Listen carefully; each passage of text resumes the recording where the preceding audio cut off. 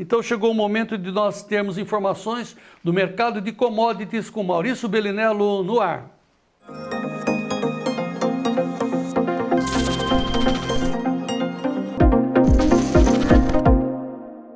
Bem, o Maurício, lá de Curitiba, com seu tradicional gorro tiritando de frio. Maurício, hoje eu consegui fazer a apresentação tudo certinho. Você viu que você ganhou a sua vinheta de volta aí. Boa tarde.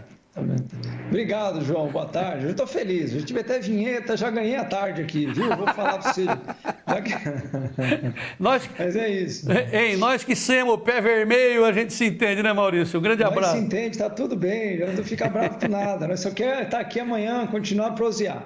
Muito bem, então vamos prosear. Então, assim, eu falei de 4 componentes da formação de preço para o produtor. Eu falei da soja, que está subindo hoje e com possibilidade de alta.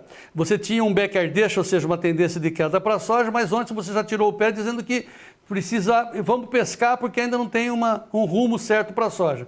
Então a pergunta de hoje, tem rumo hoje? Segundo, no entanto, tem o dólar em queda, né? Terceiro, tem o petróleo subindo, né? O diesel subindo, portanto. E o quarto, o café. Vamos lá? Vamos lá, João. Bom, primeira coisa, a soja, esse 1% para lá e para cá que eu costumo falar, não é algo que tira o meu sono, não, por assim dizer, né? Não te comove, aperreia, né? Não te comove.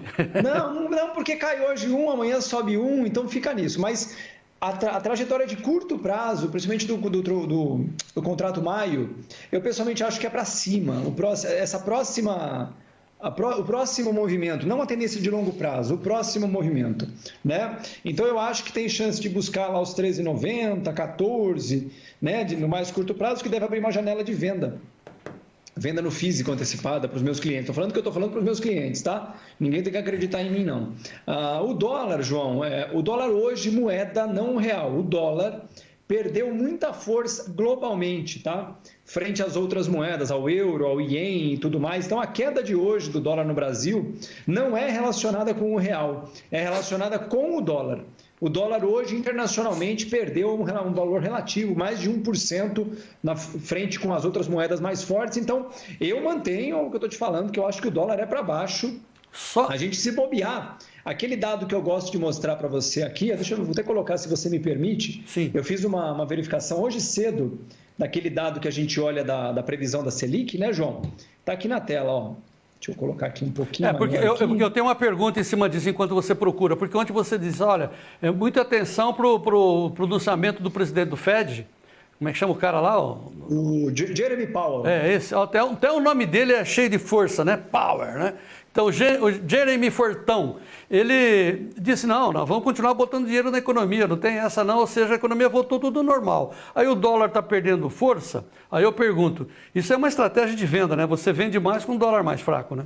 Com toda certeza, João, não interessa para ninguém dentro dos Estados Unidos que o dólar permaneça uma moeda muito forte, né? E eu pessoalmente acho que a trajetória global do dólar é para baixo como forma de fortalecer a economia americana e os americanos farão de tudo para isso acontecer.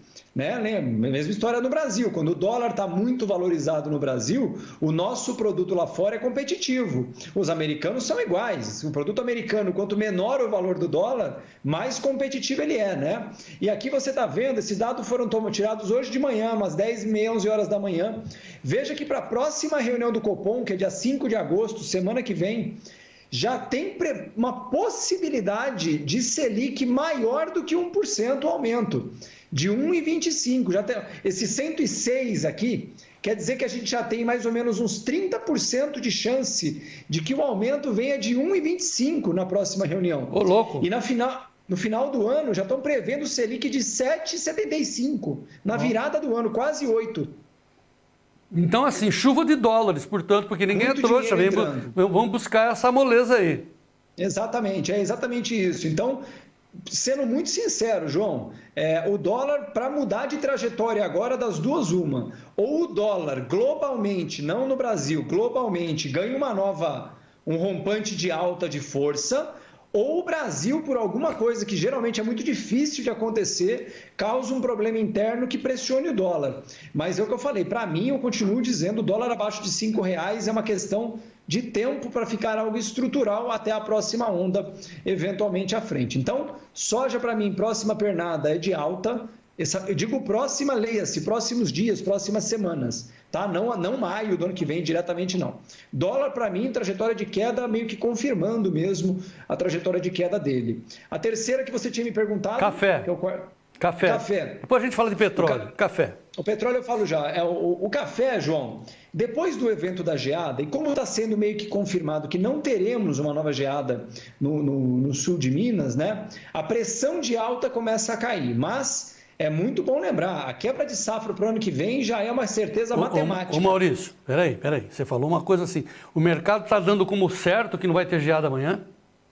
Porque o que acontece, falei inclusive com o Maé sobre isso, discutindo esse detalhe importante, porque é bom lembrar, para acontecer geada, tem que ser geada seca, né? E é provável que tenha chuva no sul de Minas. Então, por mais que as temperaturas caiam, estou falando que eu li hoje no relatório que vai para esses bancos, tá? A perspectiva de uma grande geada está perdendo força. O frio hoje em Curitiba, que era para ser -3, fez -1. Isso ontem à noite estavam prevendo -3, não chegou a -3, chegou a -1 com horas de diferença. Então, o mercado como um todo está prevendo, está alinhando de que, a não ser que venha um vento novo de não sei onde, a grande geada que está todo mundo anunciando tem chance de não acontecer. E, portanto, o preço do café está pressionado para baixo. Chegou a cair 4% hoje o preço do café, João. Que coisa, que dilema, porque não adianta, a maioria dos cafeicultores são pequenos cafeicultores, né? Para o Maé, para esse pessoal que tem informação, tudo bem, mas para os pequenos, que dilema, né? Porque vende agora, vende um pouquinho, vende tudo. Não venda tudo jamais, né? Está louco, quem disser isso está trabalhando contra o cafeicultor, né? Mas é aquilo que você sempre fala, veja a sua margem, se está dando margem, vai lá e realiza um pouco na cooperativa, que tem liquidez, né? Exato. Agora, tem uma estratégia, João, só para ajustar isso que você falou também, né? Para você defender para baixo, tem duas formas. Uma, primeiro, é vender um contrato a termo na cooperativa, mas isso te gera uma exposição ao físico. O que isso significa? Se houver quebra de safra, você não vai ter como entregar. Né? E aí você vai ter que correr, não sei como. A outra forma é fazer o que a gente chama de uma estratégia de piso. Né? Inclusive falamos sobre isso ontem numa das aulas com os alunos, ou seja, a estratégia com put, que é a trava de baixa, ou a compra da put, ou o que quer que seja, você estabelece um piso de preços. Só que nessa estratégia você só tem risco financeiro, o prêmio da operação, porque você não se compromete com o físico, você não vendeu nada. Então você cria um piso, né? Pode ser uma vantagem. Isso chama-se piso de put, é isso? Isso, piso de put, exatamente. Porque put é posicionar, né? Impulso, né? Isso. Tá. Você compra a put ou uma trava de baixa lá em Nova York e você estabelece um piso no café. Portanto, a tua estratégia, você que vai fazer se a compra de put ou a trava, vai te deixar claramente, o café agora está em $2 a libra-peso, por exemplo. Você cria um piso a partir de 1,90. Estou dando um exemplo qualquer, nem olhei aqui, inclusive. Né? 1,96. Você estabelece 1,90, 1,95, alguma coisa ali, perto desse preço agora, e a partir desse momento, se o preço cair, essa sua operação vai engordar, ela vai te dar dinheiro. Mas você não tem exposição no físico. O que isso quer dizer? Se quebrar a sua safra por qualquer motivo, você não se comprometeu com a entrega. Isso é uma operação, João, financeira. Portanto, se você não se comprometeu ainda com o físico, se o preço cair, essa operação te defende no preço. Mas se quebrar a sua safra, você não tem problema de ter feito um contrato a termo e não conseguir entregar. Mas escuta aqui, em que lojinha a gente faz isso? Lá na lojinha da Bolsa de Nova York, João. Você está de brincadeira. Isso é para quem sabe. Meu Deus do céu. Não, assim, sem brincadeira nenhuma. É necessário que todos os produtores saibam, seja eles micro, pequenos, médios, grandes, tem que operar direto lá, porque aqui no Brasil não vai ter essa alternativa de opção, essas ferramentas, jamais.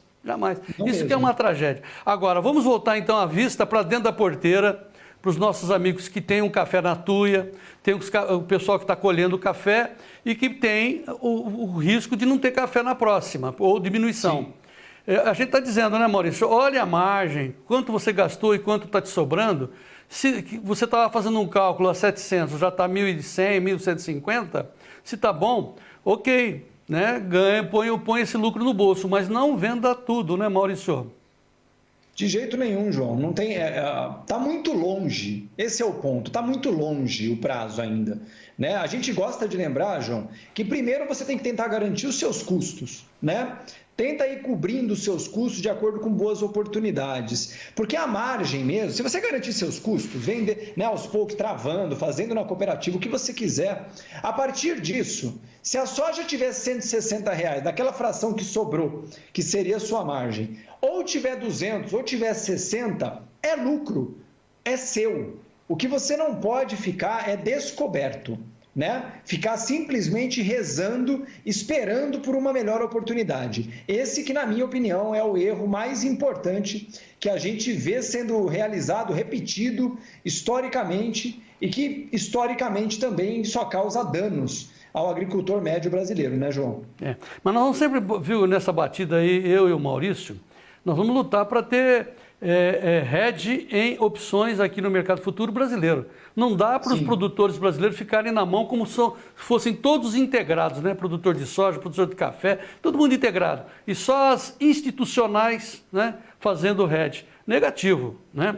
Vamos continuar com essa batalha aí. Agora, o problema que afeta ao governo. Você tem um lado positivo que é a queda do dólar, mas o problema maior é petróleo, preço do gás. Petróleo, meu amigo Maurício Bellinello. E o petróleo, João, ele permanece pressionado, né, por causa dessa onda de calor no hemisfério norte. Está inacreditável, a onda não cessa de jeito nenhum, né? O hemisfério norte está com temperaturas inacreditáveis. Eu estou com uma amiga hoje em Roma, né? Está fazendo 40 graus em Roma. É um negócio inacreditável. As pessoas não conseguem ficar na rua. E o que isso tem a ver com o petróleo? No hemisfério norte, a energia das casas, principalmente, ela é por energia termoelétrica, que vem de duas fontes, óleo diesel, principalmente óleo, e gás natural. E, portanto, se você está com muita necessidade de energia por causa de ar-condicionado, todas aquelas gerações, não, o cara quer N outros usos, o petróleo não consegue cair, né? De novo, ele perdeu força claramente na alta. Mas agora, falar que o petróleo tem perspectivas de voltar para $60, ele está agora em 72, eu pessoalmente falando não creio nisso, né? Não pelo menos por horizonte de curto prazo. Talvez, de novo, a condição básica para o petróleo cair, a onda de calor no hemisfério norte cessar. Se isso não acontecer, a gente vai permanecer com uma onda de alta, ou de, no mínimo, manutenção do preço nesse patamar, na faixa dos $70 do petróleo, João. Mas, nesse momento, o grande pressionador do petróleo é a falta de estoques causada por um consumo fora do normal, gerado por essa onda de calor. Todo lugar tem estoques de petróleo, gasolina, óleo diesel e gás natural. Esses estoques que normalmente existem para abastecer o inverno estão sendo consumidos antes por causa da onda de calor. Então, nesse momento, a pressão do petróleo e do gás natural, principalmente, e obviamente da gasolina e do diesel, por consequência, infelizmente, vai levar mais algum tempo para cessar. O seu aluno Luiz Fernando Alencar Barros, de Guaxupé, está dizendo que lá na Coxupé, o café agora, o balcão, 1.040. Imagina, já chegou quase que a 1.200, agora 1.040, né? Segue também, como o petróleo, o café também segue, a Coxupé segue, o mercado oscilou para cá, oscilou para lá. Agora, olha que coisa interessante, o Michael Handling, não sei se é seu aluno também, ele está lá no Paraguai. É seu aluno, Michael? Não sei. Não me recordo, tá bom. Pelo nome. Ele está informando, 40 graus no Canadá, Maurício. E ele fala assim, peça para o Maurício falar sobre o DXY. What is this? Bom, primeiro que isso que ele está falando, no Canadá 40 graus, isso é uma coisa forte. O Canadá faz menos 40, para vocês terem uma ideia. Lá em Quebec, na província de Quebec e tudo mais, menos 40. Está fazendo mais 40. Ou seja, é totalmente fora da realidade o que está acontecendo agora. É muito calor, né? Então esse é o ponto. Enquanto isso não diminuir, o consumo de energia elétrica nesses países, Canadá, Estados Unidos, Alemanha, França, Rússia e tudo mais, não vai cessar e, portanto, os níveis de preço vão permanecer altos. O DXY, que o Michael comentou, é o Dollar Index, que é um ativo, um índice, na verdade, que a gente consegue comparar como é que o dólar, a moeda americana, está se comportando em relação às outras principais moedas, principalmente euro, ien, franco suíço e libra esterlina da Inglaterra, né? E esse é o índice que eu costumo acompanhar para saber dizer se o que está acontecendo no dólar Brasil tem a ver com o Brasil ou não. E hoje a queda do dólar que a gente está vendo no Brasil não tem nada a ver com o Brasil, tem a ver com o dólar frente às outras moedas, que nesse caso inclui o real também. Tá, agora vamos dedicar o nosso tempo final. Vamos voltar aqui à tela das commodities em tempo real para a gente focar de novo na soja. Ó, soja 1,19 de alta, 13,77, ok? 13,77. Milho 0,93, 5,44, trigo 1,97. Os grãos estão subindo bem, 7,02. A leitura dessa aqui é falta de chuvas lá. Aí o café 1,93 de queda, 196. Açúcar também caindo bem, o açúcar, hein? Deve ter alguma coisa a ver com geadas aqui no Brasil, essa é a minha suposição. Contrato número 11 em Nova York, 18,31. Algodão também em queda, 90,26. E o petrolão lá, alta de 1,19. O WTI 73,25. E o ouro está ali subindo hoje 1,71 a 1.830. Vamos voltar a fechar na soja, Maurício?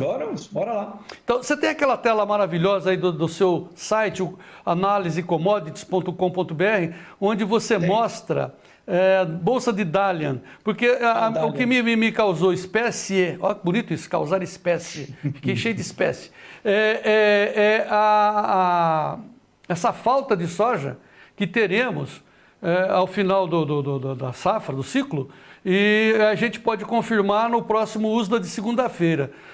Como é que está a Dalian? Né, você está aqui na tela agora para você poder ver, né? O contrato, a linha amarela, João, é o contrato à frente, a linha marrom é o contrato atual. A soja, na verdade, está pouquíssimo pressionada na China por enquanto, né? Você vê que está literalmente até meio morta aqui, para falar bem a verdade, com cotações bem tranquilas por enquanto. Pessoalmente falando, é o que eu falei, a falta de soja na China principalmente é quase uma certeza matemática hoje, tá, João? No sentido de que, como eu falei, né, são 105 milhões de toneladas, eles estão prevendo que vão conseguir comprar 100. Então, isso causa uma pressão de não queda, ou seja, não há muita pressão de alta, porque esses 5 milhões de diferença de tonelada, por mais que seja um número relevante, dá 4% do consumo chinês, mais ou menos, né? Vai ser regulado pelo próprio preço, porque o fato do preço não cair reduz o consumo, fica muito caro e as pessoas consomem menos, né? Então, o que se espera, e esse é o grande temor, se é que existe um temor, é que 5 milhões vai faltar se tudo acontecer conforme o planejado, né? Se a gente tiver algum cenário de choque nas ofertas causada por quebra de safra, ou no Brasil, na safra nova, ou nos Estados Unidos, na safra que vai vir corrente agora, provavelmente teremos um novo rompante de alta na soja. Mas, se tudo acontecer conforme o previsto, e por enquanto não existe motivos para acreditar que não acontecerá, esse preço deve ficar brincando em torno dos $13 por bushel, 14, eventualmente caindo para 12,50, 12. Daí que não dá para fazer nada, né? O que eu digo assim, porque eu fico olhando a volatilidade e a gente tem que comprar na baixa. Sem volatilidade, você entra lá, o prêmio está baratinho e tal, você compra, vai que suba, beleza, né? Mas, ao mesmo tempo, também o inverso, né? Você está segurando a safra, né? Você faz um seguro de preço, porque vai que caia, você está seguro lá em cima. Não dá nem para ver nem para cima nem para baixo, né, Maurício? Fica ali naquele rangezinho ali. Fica naquele range travado que a gente chama, entre 13 e 14 ali, fica brincando ali, né? É o que eu falei, o mercado está claramente esperando novidades. Se elas vierem, porque esse é o ponto, que tipo de novidade? Uma quebra de safra em algum lugar, né? Alguma questão climática que eventualmente estrague alguma coisa, ou uma novidade na China que ou precise de mais soja ou que eventualmente derrube o consumo da soja. É isso, mas por enquanto não existe ninguém acreditando claramente em soja, por exemplo, a $12. Por enquanto não, mas também ninguém acreditando em soja de novo nos 15. Essa faixa dos 13 aí está meio que parecendo, por enquanto, 13, 13,50, uma área de conforto, sabe de conforto? Assim, tipo, não tem grande possibilidade no cenário atual de um grande deslocamento dessa faixa central dos 13, 13,50, João. O Michael voltou de novo para dizer o seguinte, duas coisas, ó, atenção com o milho em Dalian está em queda, portanto não há pressão também de alta para o milho, essa é a leitura óbvia. E o Michael diz, ó, hoje é dia de só olhar os custos, né? Vai lá, vamos garantir os custos, já que não dá para fazer nem para cima nem para baixo nas bolsas. E o Luiz Fernando volta, seu aluno Luiz Fernando.